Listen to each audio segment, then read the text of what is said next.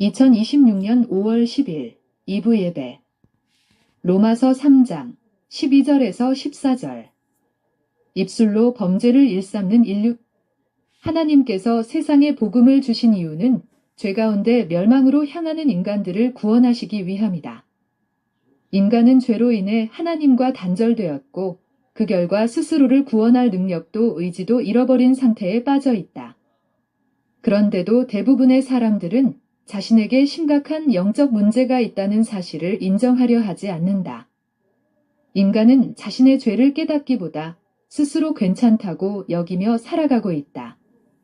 그러나 성경은 인간이 스스로를 도울 수 없는 절망적인 상태에 있다고 선언한다. 그래서 하나님께서는 복음을 통해 인간의 죄와 멸망의 현실을 알리시고 오직 예수 그리스도를 통해서만 구원의 길이 열려 있음을 선포하신다. 인간의 죄성은 특히 말을 통해 분명하게 드러난다. 인간 사회의 수많은 갈등과 범죄 속에는 사람의 혀와 언어가 깊이 관여되어 있다. 말은 사람을 세우고 살릴 수도 있지만 동시에 가장 큰 상처와 파괴를 가져오는 무기가 되기도 한다. 거짓말과 속임수, 비방과 저주, 악독한 말들은 타락한 인간 본성의 열매이다. 성경은 그들의 목구멍은 열린 무덤이요 그 혀로는 속임을 일삼으며라고 말씀한다. 사람들은 자신의 욕심과 목적을 위해 끊임없이 남을 속이고 공격하며 이러한 언어의 죄악은 사회 전체를 병들게 만들고 있다.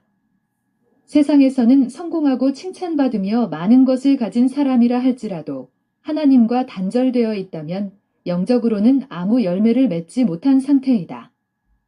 인간 안에는 하나님을 두려워하는 마음이 없고 오히려 자신을 높이고 자신의 욕망을 채우는 데 몰두한다. 그래서 인간 사회는 점점 더 악한 말과 속임수, 저주와 악독이 가득한 곳으로 변해가고 있다.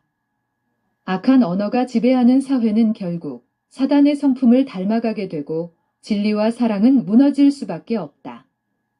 그러나 예수 그리스도를 믿고 거듭난 사람은 더 이상 옛사람이 아니다.